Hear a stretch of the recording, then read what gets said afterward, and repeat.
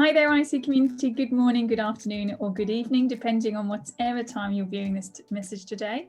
Here at the IC, we've been aware of the impact last year and this year's situation is having on your health and well-being. We're just dropping in today to say that we're running our second workshop on the series of Reconnection with Food and Yourself.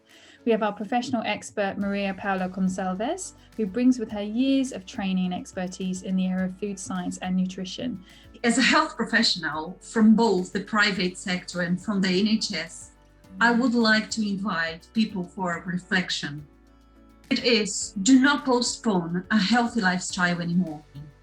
Even the best vaccine will not have an efficient response in a poor immune system.